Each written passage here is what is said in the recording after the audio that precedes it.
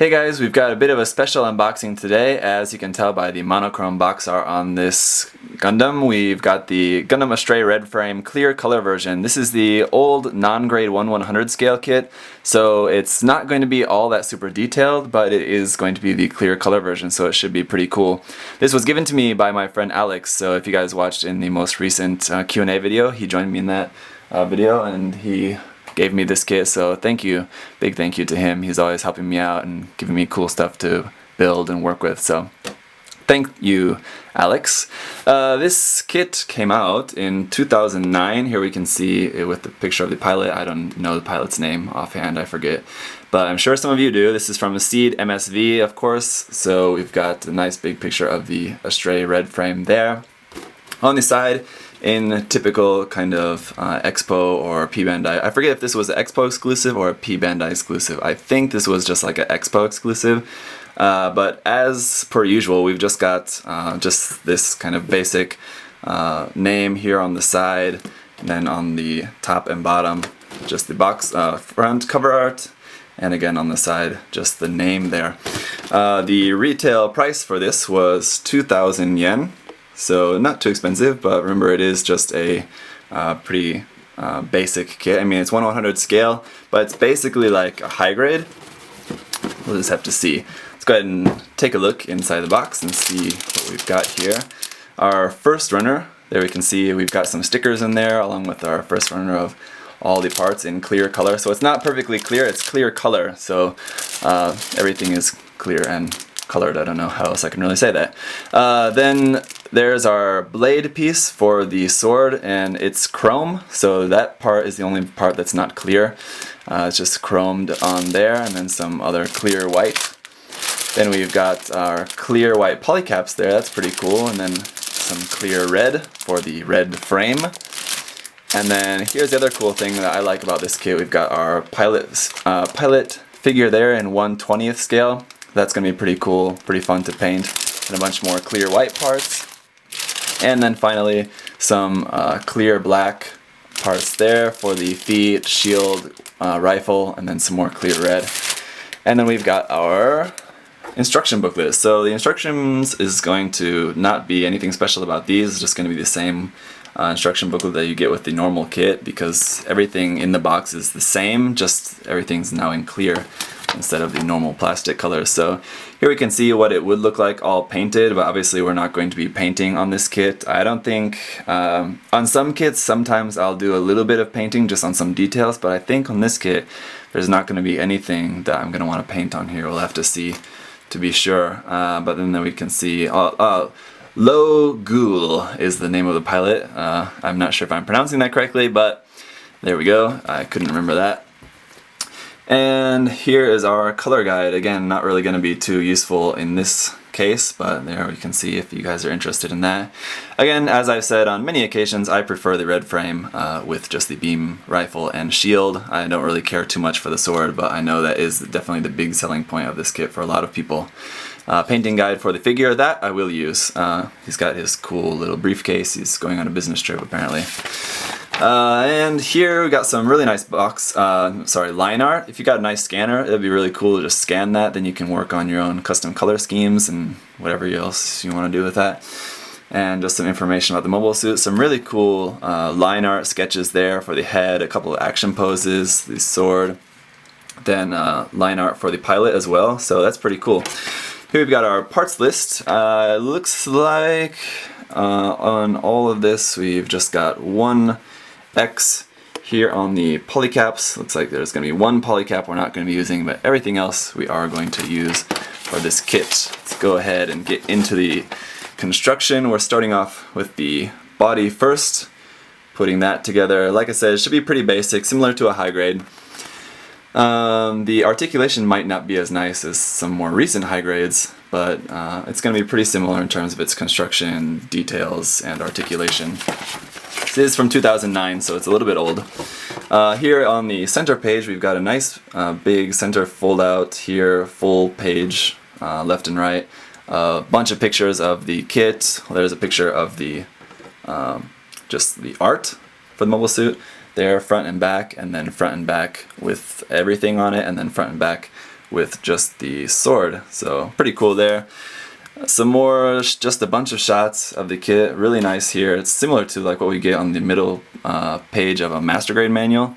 So that's quite nice. Nice big picture of the pilot figure painted as well. And then just a bit about the story, I'm guessing there. Gundam Astray red frame. Okay, then moving on with the construction, we were going on to the arms and the legs.